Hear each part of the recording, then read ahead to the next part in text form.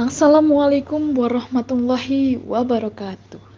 Alhamdulillah, segala puji bagi Allah Subhanahu wa Ta'ala yang telah memberikan karunia-Nya kepada kita semua, sehingga kita dapat melaksanakan perkuliahan seperti biasanya.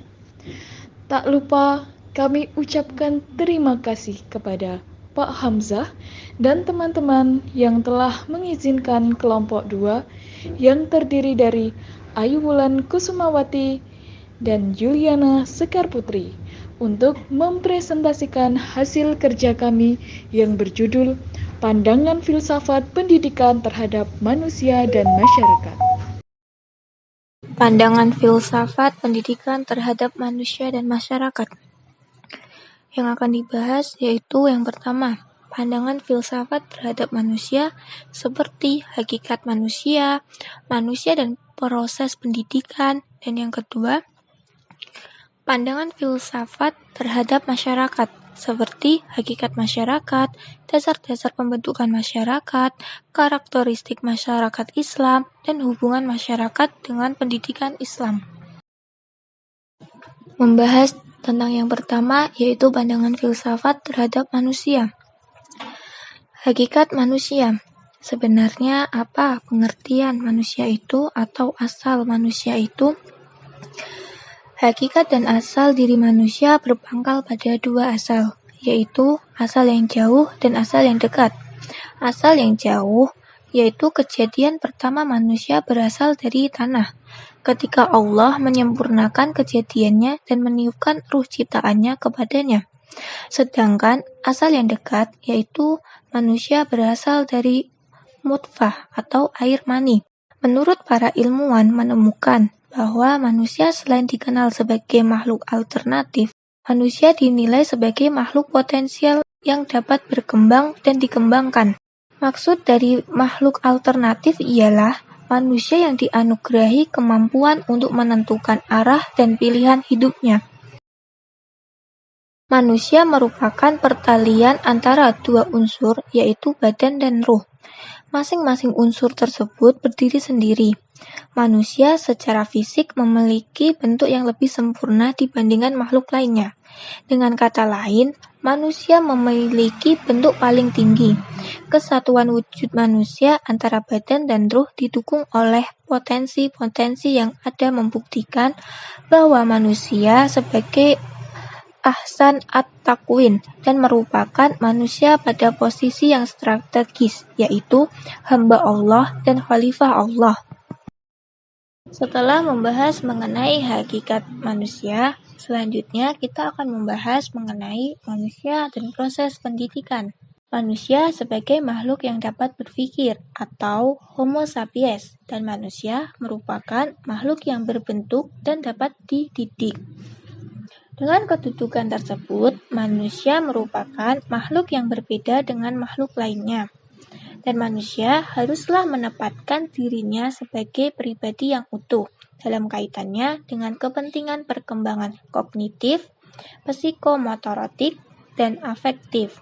Untuk menjadi manusia yang baik, mereka perlu dididik dan mendidik diri. Dalam pendidikan, terjadi proses interaksi belajar-mengajar antara murid dan guru untuk bertujuan mendapatkan transfer kognitif, psikomotorotik, dan afektif. Manusia secara utuh adalah manusia yang seimbang antara berbagai aspek, seperti aspek individu, aspek sosial, jasmani, dan rohani, serta dunia dan akhirat. Manusia senantiasa keliru dalam memahami dirinya. Terkadang, ia cenderung berpikir superhero, sehingga memandang dirinya sebagai makhluk yang paling berkuasa di dunia ini. Atau sebaliknya, dia cenderung untuk berpikir inferior, sehingga memandang dirinya sebagai makhluk yang paling hina dan rendah di dunia ini. Allah telah memberikan manusia kemampuan untuk belajar dan berpengetahuan, serta membekalinya dengan segala peralatan kemampuan. Tugas paling luhur manusia ialah beribadah kepada Allah. Inti dari seluruh tanggung jawab ini adalah tanggung jawab manusia terhadap ibadah Allah dan tauhidannya, yaitu memurnikan ibadah hanya kepada Allah semata. Hakikat masyarakat. Para manusia di dalam jagat raya ini adalah makhluk yang unik. Keunikan tersebut sangat menarik di mata manusia sendiri.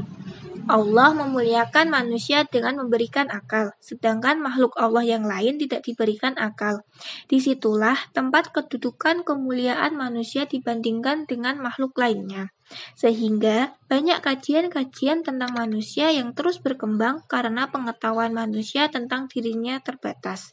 Di dalam pandangan Al-Quran, dijelaskan bahwa manusia makhluk yang berdimensional dan memiliki kedudukan yang sama mulia. Manusia memiliki eksistensi dalam hidupnya sebagai Abdullah dan Khalifah sebagai utusan Allah di muka bumi. Manusia di mata Tuhan memiliki kedudukan sebagai hamba, sedangkan manusia dengan manusia lainnya memiliki korelasi yang seimbang dan saling bekerja sama dalam rangka memakmurkan bumi. Manusia dengan alam sekitar merupakan sarana untuk meningkatkan pengetahuan dan rasa syukur kita terhadap Tuhan, dan bertugas menjadikan alam sebagai subjek dalam rangka mendekatkan diri kepada Allah. 4 aliran pemikiran mengenai rohani dan jasmani. 1.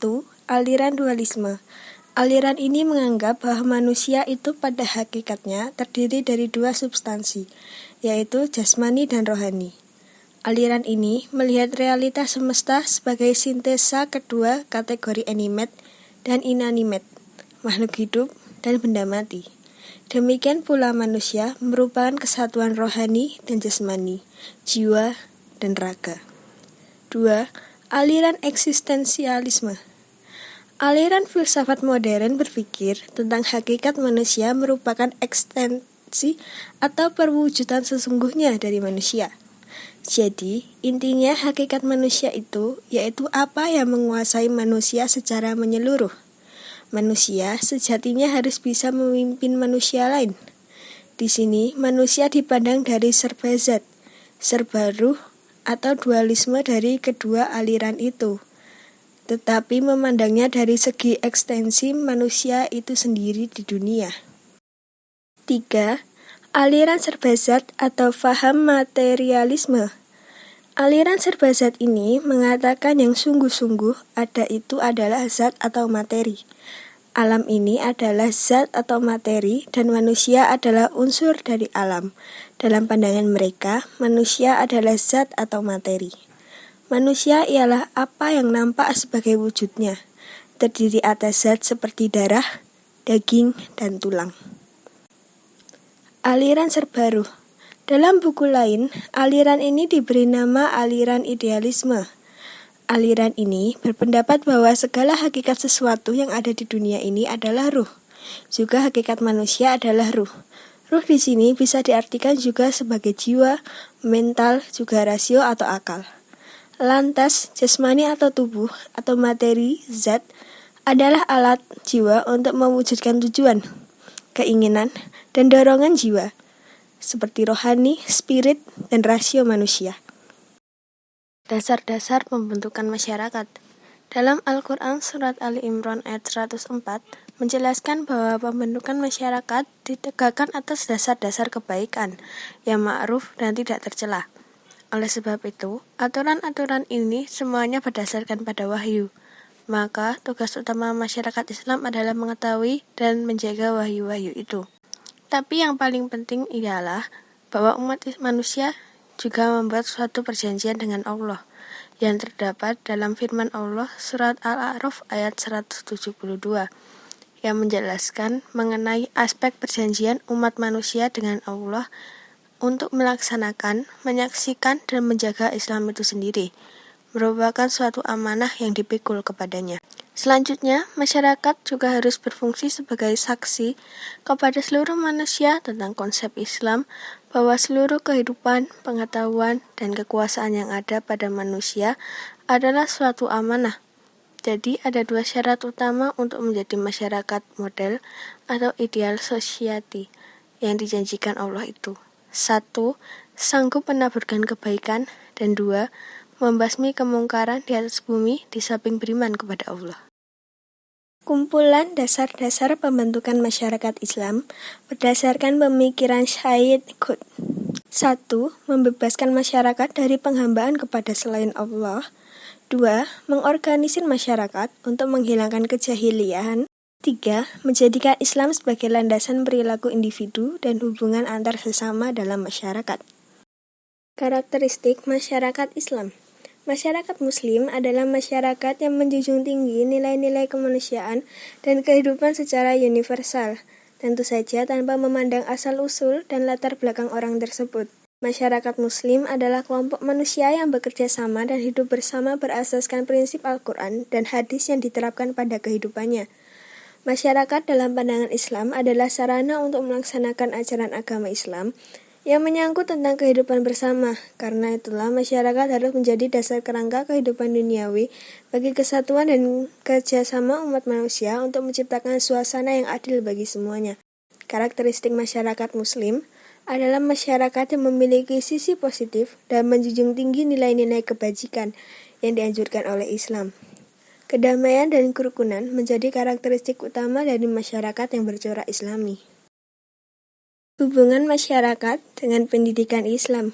Dalam pandangan mengenai hubungan masyarakat dengan pendidikan Islam sebagaimana diungkapkan oleh Restu Adrian, yaitu masyarakat dan pendidikan merupakan dua komponen yang tidak dapat dipisahkan satu sama lain.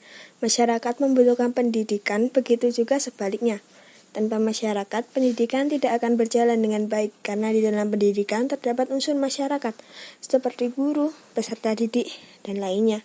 Begitulah sebaliknya, tanpa ada pendidikan, masyarakat akan menjadi bodoh dan tidak mempunyai ilmu pengetahuan. Dalam pembentukan masyarakat yang ideal, pendidikan Islam juga sangat berperan penting untuk menetapkan nasib sebuah masyarakat di samping masyarakat itu sendiri. Tidak hanya nasib mereka di dunia, tapi juga nasib masyarakat itu di akhirat. Karena setiap masyarakat harus mempertanggungjawabkan apa saja yang telah mereka lakukan. Islam sebagai agama dalam arti menghendaki perubahan terhadap masyarakat dari hal yang negatif menuju hal-hal yang positif. Terima kasih untuk semua teman-teman yang sudah menyimak presentasi milik kelompok 2. Wassalamualaikum warahmatullahi wabarakatuh.